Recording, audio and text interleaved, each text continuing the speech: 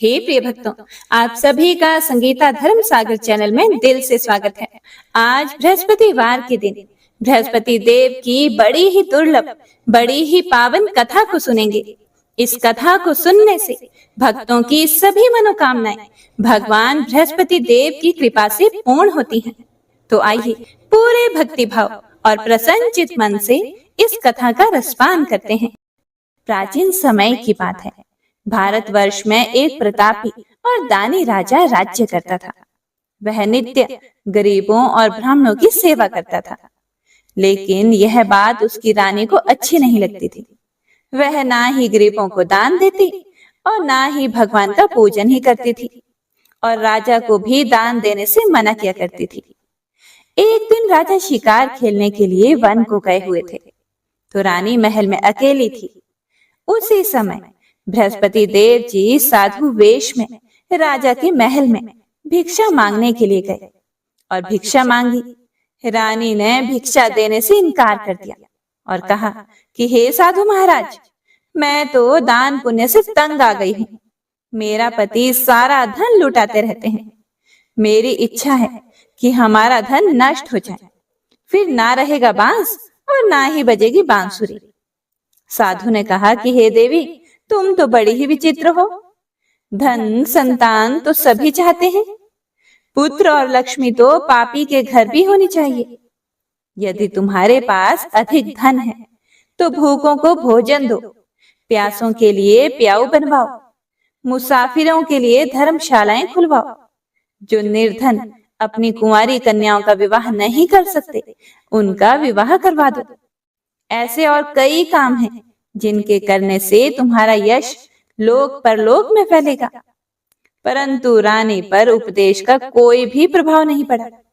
वह बोली कि हे महाराज, आप मुझे कुछ ना समझाएं। मैं ऐसा धन नहीं चाहती जो हर जगह बांटती फिरूं। साधु ने उत्तर दिया, यदि तुम्हारी ऐसी इच्छा है तो तथास्तु। तुम ऐसा करना कि बृहस्पतिवार को घर लीप कर पीली मिट्टी से अपना सिर धोकर स्नान करना, भट्टी चढ़ाकर कपड़े धोना। ऐसा करने से आपका सारा धन नष्ट हो जाएगा। इतना कहकर वह साधु महाराज वहां से आलोप हो गए। साधु के अनुसार कई बातों को पूरा करते हुए रानी को केवल 3 बृहस्पतिवार ही बीते थे कि उसकी समस्त धन संपत्ति नष्ट हो गई। भोजन के लिए राजा का परिवार तरसने लगा। तब एक दिन राजा ने रानी से बोला कि हे रानी, तुम यहीं रहो, मैं दूसरे देश को जाता हूँ, क्योंकि यहाँ पर सभी लोग मुझे जानते हैं, इसीलिए मैं कोई छोटा कार्य भी नहीं कर सकता। ऐसा कहकर राजा परदेश को चले गए। वहां पर वह जंगल से लकड़ी काट कर लाते और शहर में बेचते। इस तरह वह अपना जीवन व्यतीत करने लगे। इधर राजा के परदेश जाते ही रानी और दासी दुखी रहने लगे। एक बार जब रानी और दासी को 7 दिन तक बिना भोजन के रहना पड़ा, तो रानी ने अपनी दासी से कहा कि हे दासी, पास के ही नगर में मेरी बहन रहती है। वह बहुत ही धनवान है। तुम उसके पास जाओ और कुछ लेकर आओ, ताकि थोड़ा सा गुजर बसर हो सके। दासी रानी की बहन के पास गई। उस दिन गुरुवार था और रानी की बहन उस समय बृहस्पतिवार की कथा सुन रही थी। दासी ने रानी की बहन को अपनी रानी का संदेश दिया, लेकिन रानी की बड़ी बहन ने कोई भी उत्तर नहीं दिया। जब दासी को रानी की बहन से कोई भी उत्तर नहीं मिला, तो वह बहुत ही दुखी हुई और उसे बहुत गुस्सा भी आया। दासी ने वापस आकर रानी को सारी बात बता दी। यह सुनकर रानी ने अपने भाग्य को कोसा। उधर रानी की बहन ने सोचा कि मेरी बहन की दासी आई थी, परंतु मैं उससे नहीं बोली, इससे वह बहुत दुखी हुई होगी। कथा सुनकर और पूजन समाप्त करके वह अपनी बहन के घर आई और कहने लगी कि हे बहन, मैं बृहस्पतिवार का व्रत कर रही थी।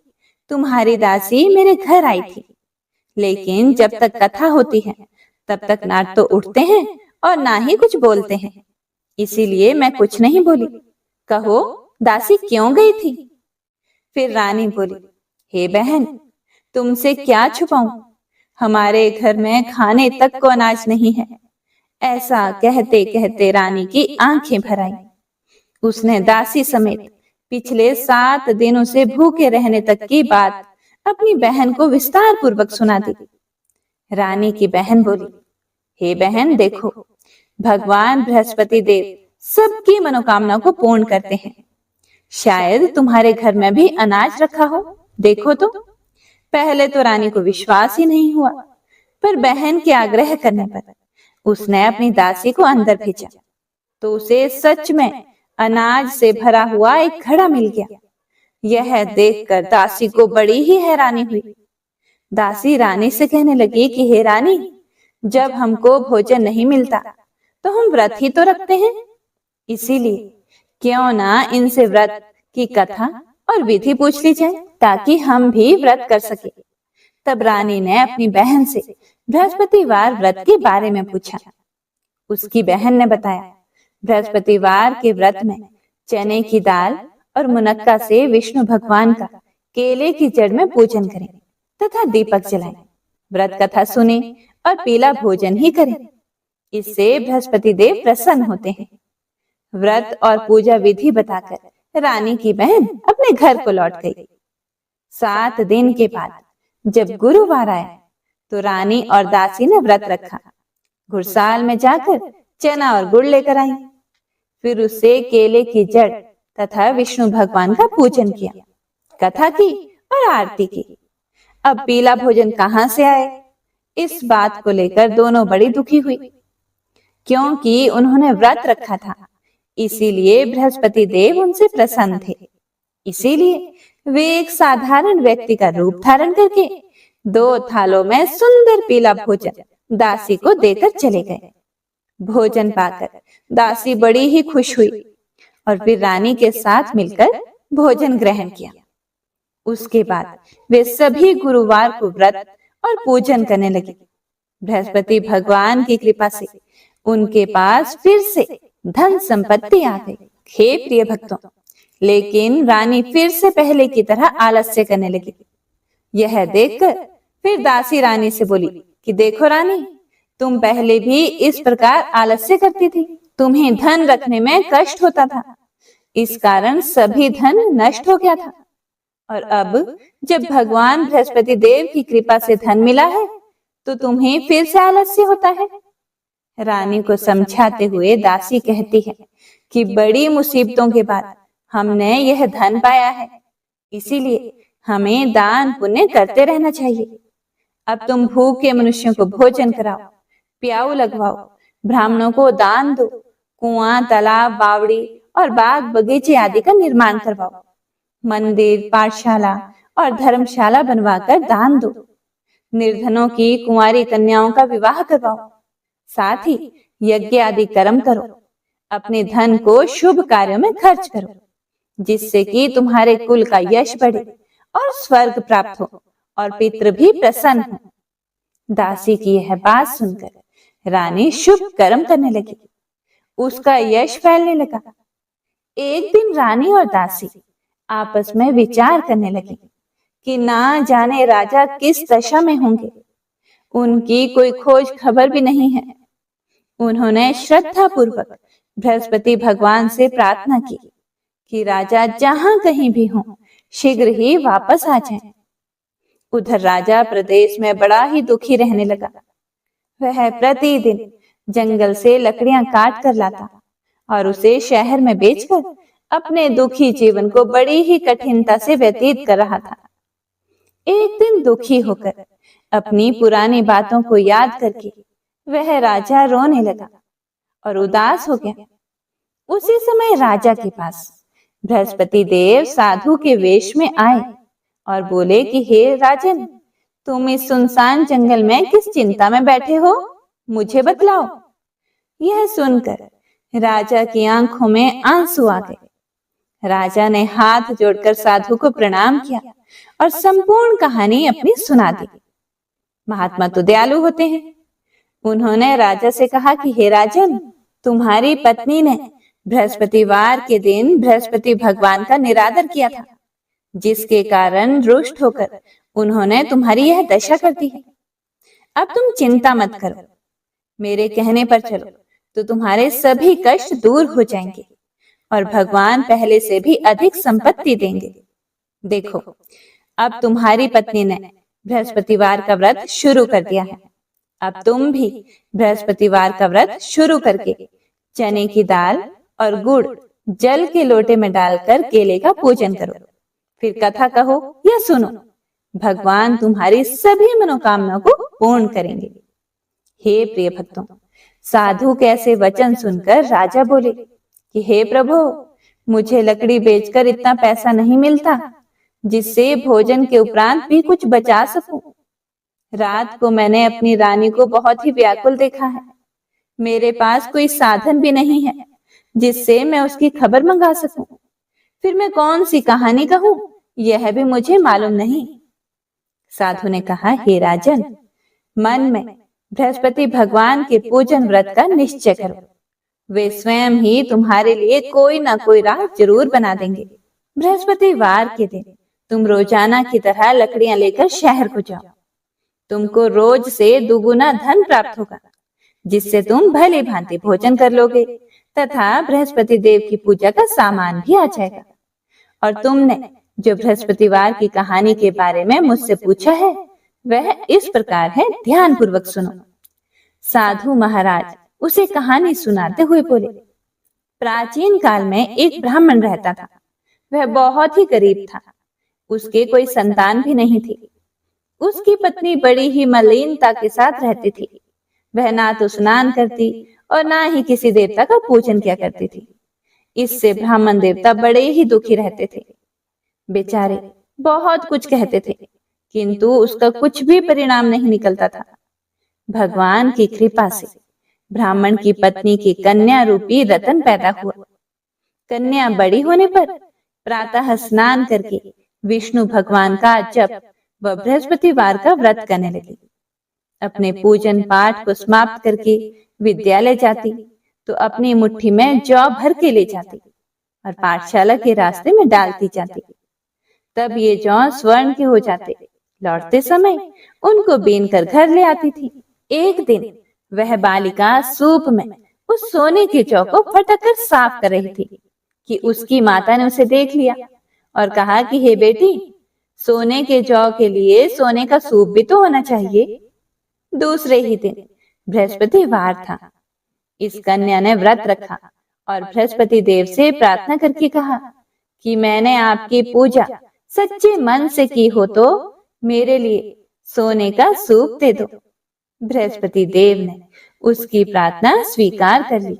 रोजाना की तरह वह कन्या जौ फैलाती हुई जाती तथा वापस लौटती पर जौ बीन कर लाती। तो बृहस्पति देव की कृपा से सोने का सूप मिल गया। उसे वह घर ले आई और उसमें जौ साफ करने लगी, परंतु उसकी माँ का तो वही ढंग रहा। एक दिन की बात है, वह कन्या सोने के सूप में जौ साफ कर रही थी। उसी समय उस शहर का राजपुत्र वहां से होकर जा रहा था। इस कन्या के रूप और कार्य को देखकर वह उस पर मोहित हो गया तथा अपने घर आकर भोजन तथा जल त्याग कर उदास होकर सो गया। जब राजा को इस बात का पता लगा तो अपने प्रधानमंत्री के साथ उसके पास गए और बोले कि हे बेटा, तुम्हें किस बात का कष्ट है? किसी ने अपमान किया है अथवा और कोई कारण हो तो वह भी कहो। मैं वही कार्य करूंगा जिससे तुम्हें खुशी मिले। अपने पिता की ये सभी बातें सुनकर वह बोला कि मुझे आपकी कृपा से किसी भी बात का दुख नहीं है। किसी ने मेरा अपमान भी नहीं किया है, लेकिन मैं उस लड़की से विवाह करना चाहता हूँ जो सोने के सूप में जौ साफ कर रही थी।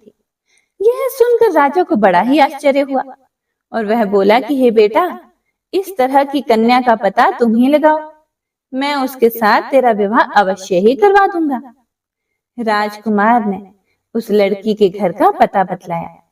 तब मंत्री उस लड़की के घर गए और ब्राह्मण देवता को सभी हाल बतलाया।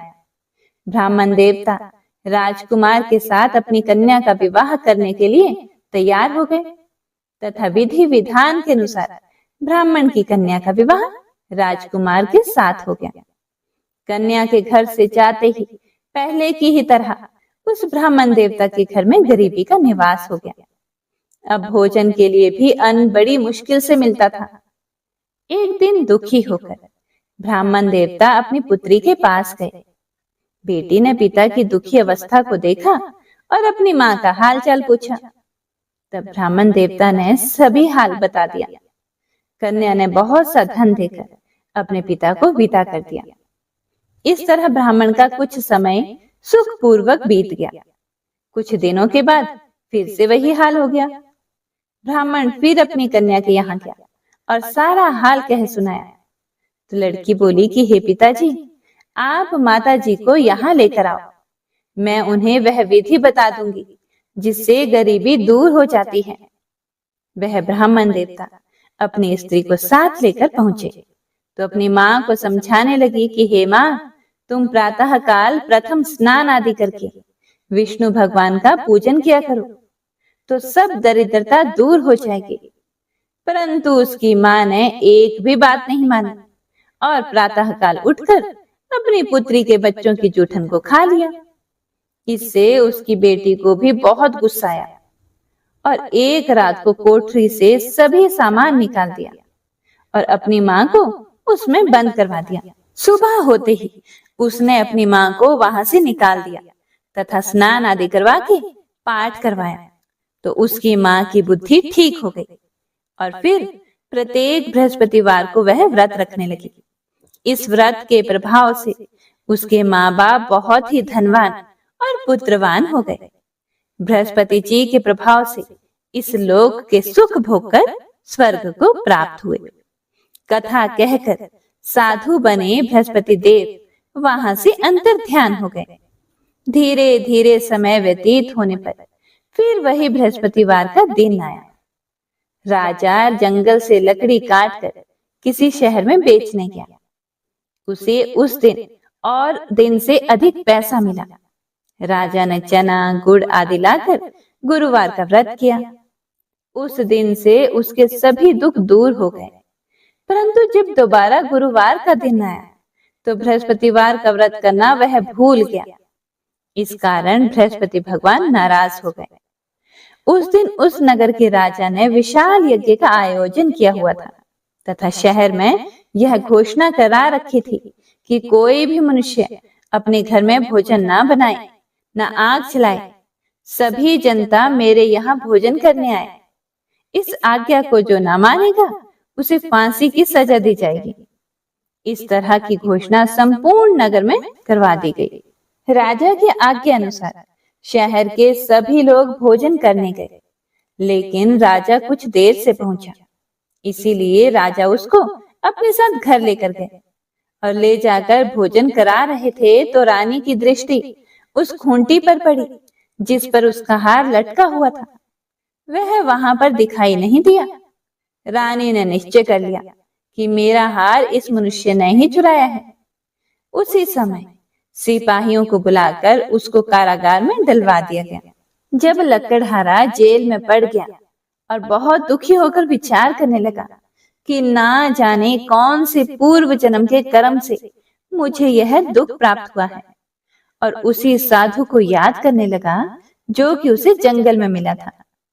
उसी समय तत्काल बृहस्पति देव साधु के रूप में प्रकट हो गए और उसकी दशा को देखकर कहने लगे कि अरे मूर्ख, तूने बृहस्पति देव की कथा नहीं की, इस कारण तुझे दुख प्राप्त हुआ है।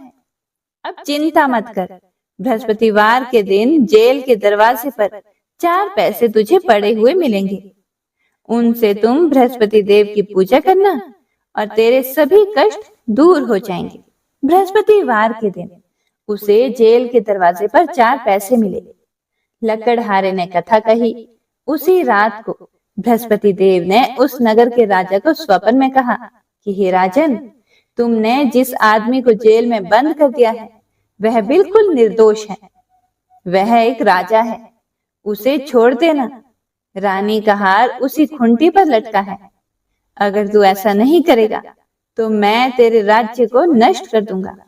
इस तरह रात के स्वप्न को देखकर राजा प्रातः काल उठा और खूंटी पर हार देखकर लकड़हारे को बुलाकर क्षमा मांगी तथा लकड़हारे को योग्य सुंदर वस्त्र आभूषण देकर विदा कर दिया। बृहस्पति देव की आज्ञा अनुसार लकड़हारा अपने नगर को चल दिया। राजा जब अपने नगर के पास ही पहुंचा तो उसे बड़ा ही आश्चर्य हुआ। नगर में पहले से भी ज्यादा अधिक बाग, तालाब, कुएं तथा बहुत सी धर्मशाला, मंदिर आदि बनवाए गए थे। राजा ने पूछा कि यह किसका बाग और धर्मशाला है। तब नगर के सभी लोग कहने लगे कि यह सब रानी और दासी के हैं। तो राजा को यह सुनकर बड़ा ही आश्चर्य हुआ और गुस्सा भी आया कि रानी के पास इतना पैसा कहां से आ गया। जब रानी ने यह खबर सुनी कि राजा आ रहे हैं तो उन्होंने दासी से कहा कि दासी देख, राजा हमको कितनी बुरी हालत में छोड़ के गए थे। हमारी ऐसी हालत देखकर वह लौट ना जाए, इसीलिए तुम दरवाजे पर खड़ी हो जाओ। आज्ञा अनुसार दासी दरवाजे पर खड़ी हो गई। जब राजा आए तो वह राजा को अपने साथ लेकर आई। तब राजा ने क्रोध करके अपनी रानी से पूछा कि यह धन तुम्हें कैसे प्राप्त हुआ। तब उन्होंने कहा, हमें यह सब कुछ, सारा धन बृहस्पति देव के इस व्रत के प्रभाव से प्राप्त हुआ है। राजा ने फिर निश्चय कर लिया कि 7 रोज बाद जो सभी बृहस्पति देव का पूजन करते हैं, परंतु मैं प्रतिदिन 3 बार कहानी तथा रोज व्रत किया करूंगा। अब हर समय राजा के दुपट्टे में चने की दाल बंद ही रहती तथा दिन में 3 बार कहानी कहता। एक रोज राजा ने विचार किया कि चलो अपनी बहन के यहाँ हो आए। इस तरह निश्चय करके राजा घोड़े पर सवार होकर अपनी बहन के यहाँ को चलने लगा। रास्ते में उसने देखा कि कुछ आदमी एक मुर्दे को लेकर जा रहे हैं। उन्हें रोककर राजा कहने लगा कि अरे भाइयों, मेरी बृहस्पति देव की कथा सुन लो। वे बोले, लो, हमारा तो आदमी मर गया और इसको अपनी कथा की पड़ी है। परंतु कुछ आदमी बोले कि अच्छा कहो, हम तुम्हारी कथा भी सुनेंगे। राजा ने दाल निकाली और जब कथा आधी हुई तो मुर्दा हिलने लगा और जब कथा समाप्त हो गई तो राम राम करके मनुष्य उठकर खड़ा हो गया। आगे रास्ते में उसे एक किसान खेत में हल चलाता हुआ मिला।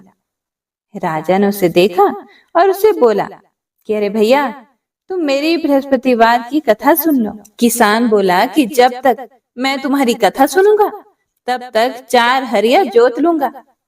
जा अपनी कथा किसी और को सुना। इस तरह राजा आगे चलने लगा। राजा के हटते ही बैल पछाड़ खाकर गिर गए तथा किसान के पेट में बड़ी जोर का दर्द होने लगा। उस समय उसकी माँ रोटी लेकर आई। उसने जब यह देखा तो अपने पुत्र से सब हाल पूछा और बेटे ने सभी हाल कह सुनाया। तो बुढ़िया दौड़ी दौड़ी उस घुड़सवार के पास गई और उससे बोली कि मैं तेरी कथा सुनूंगी, तू अपनी कथा मेरे खेत पर चलकर ही कहना। राजा ने बुढ़िया के खेत पर जाकर कथा कही, जिसके सुनते ही वह बैल उठ खड़ा हुआ तथा किसान के पेट का दर्द भी बंद हो गया। राजा अपनी बहन के घर पहुंचा। बहन ने भाई की खूब मेहमानी की। दूसरे ही दिन प्रातःकाल राजा जगा तो वह देखने लगा कि सब लोग भोजन कर रहे हैं। राजा ने अपनी बहन से कहा, ऐसा कोई मनुष्य है जिसने भोजन नहीं किया हो? मेरी बृहस्पतिवार की कथा सुन लो। बहन बोली, हे भैया, यह देश ऐसा ही है। पहले यहाँ लोग भोजन करते हैं, उसके बाद में अन्य काम करते हैं। अगर कोई पड़ोस में हो तो देख आती हूँ। वह ऐसा कहकर देखने चली गई, परंतु उसे कोई भी ऐसा व्यक्ति नहीं मिला जिसने भोजन ना किया हो। इसीलिए वह एक कुम्हार के घर में गई, जिसका लड़का बीमार था। उसे मालूम हुआ कि उनके यहाँ 3 रोज से किसी ने भी भोजन नहीं किया है। रानी ने अपने भाई की कथा सुनने के लिए कुम्हार से कहा और वह तैयार भी हो गया। राजा ने जाकर बृहस्पतिवार की कथा कही, जिसको सुनकर उसका लड़का ठीक हो गया। अब तो राजा की प्रशंसा होने लगी। एक रोज राजा ने अपनी बहन से कहा कि हे बहन, हम अपने घर को जाएंगे, तुम भी तैयार हो जाओ। राजा की बहन ने अपनी सास से कहा फिर सास ने कहा कि हाँ चली जा, परंतु अपने लड़कों को मत लेकर जाना, क्योंकि तेरे भाई के कोई भी औलाद नहीं है। बहन ने अपने भैया से कहा कि हे भैया, मैं तो चलूंगी, पर कोई बालक नहीं चलेगा। राजा बोला, जब कोई बालक नहीं चलेगा तब तुम भी क्या करोगी? बड़े दुखी मन से राजा अपने नगर को वापस लौट आया। राजा ने अपनी रानी से कहा कि हम निर्वंशी हैं, हमारा मुंह देखने का धर्म नहीं है और कुछ भोजन आदि नहीं किया। रानी बोली कि हे प्रभु, बृहस्पति देव ने हमें सब कुछ दिया है, वही हमें औलाद भी देंगे। उसी रात को बृहस्पति देव ने राजा से स्वप्न में कहा कि हे राजा उठो, सभी सोच त्याग दो, तेरी रानी गर्भ से है। यह सुनकर राजा बहुत खुश हुआ। 9वें महीने में उसकी पत्नी के गर्भ से एक सुंदर पुत्र पैदा हुआ। तब राजा बोला कि हे रानी, स्त्री बिना भोजन के रह सकती है, पर बिना कहे नहीं रह सकती। जब मेरी बहन आए तो मुझसे कुछ भी मत कहना। रानी ने सुनकर हाँ कर दिया। जब राजा की बहन ने यह शुभ समाचार सुना तो वह भी बहुत खुश हुई तथा बधाई लेकर अपने भाई के यहाँ आई। तब रानी ने कहा कि जब तुम्हारे भाई ने आने को कहा था तब तो तुम नहीं आई, अब कैसे आ गई? राजा की बहन बोली, भाभी, मैं इस प्रकार ना कहती तो तुम्हें औलाद कैसे मिलती? बृहस्पति देव ऐसे ही हैं, जैसी जिसके मन में कामनाएं हैं सभी को वे पूर्ण करते हैं। जो सद्भावना पूर्वक बृहस्पतिवार का व्रत करता है एवं कथा पढ़ता अथवा सुनता है, दूसरों को सुनाता है, बृहस्पति देव उसकी सभी मनोकामनाओं को पूर्ण करते हैं। भगवान बृहस्पति देव उसकी सदैव रक्षा करते हैं। संसार में जो मनुष्य सद्भावना से भगवान जी का पूजन व्रत सच्चे हृदय से करते हैं तो उनकी सभी मनोकामनाएं पूर्ण करते हैं। जैसी सच्ची भावना से रानी और राजा ने उनकी कथा का गुणगान किया तो उनकी सभी इच्छाएं बृहस्पति देव जी ने पूर्ण की थी। इसीलिए पूर्ण कथा सुनने के बाद प्रसाद लेकर जाना चाहिए, हृदय से उसका मनन करते हुए जयकारा बोलना चाहिए। तो प्रेम से बोलिए, बृहस्पति देव की जय, भगवान विष्णु की जय। जय बृहस्पति देवा, ओम जय बृहस्पति देवा। छिन्न छिन्न भोग लगाऊं कदली फल मेवा। ओम जय बृहस्पति देवा। तुम पूर्ण परमात्मा, तुम अंतर्यामी, जगत पिता जगदीश्वर, तुम सबके स्वामी। ओम जय बृहस्पति देवा। चरणामृत निज निर्मल, सब पातक हरता, सकल मनोरथ दायक, कृपा करो भरता। ओम जय बृहस्पति देवा। तन मन धन अर्पण करे, जो जन शरण पड़े, प्रभु प्रकट तब हो करे, आकर द्वार खड़े। ओम जय बृहस्पति देवा। दीन दयाल दयानिधि, भक्तन हितकारी, पाप दोष सब हरता, भव बंधन हारी। ओम जय बृहस्पति देवा। सकल मनोरथ दायक, सब संशय तारो, विषय विकार मिटाओ, संतन सुखकारी। ओम जय बृहस्पति देवा। जो कोई आरती तेरी प्रेम सहित गावे, ज्येष्ठानंद आनंद करे, सो निश्चय पावे। ओम जय बृहस्पति देवा। ओम जय बृहस्पति देवा। ओम जय बृहस्पति देवा। छिन्न छिन्न भोग लगाऊं कदली फल मेवा। ओम जय बृहस्पति देवा।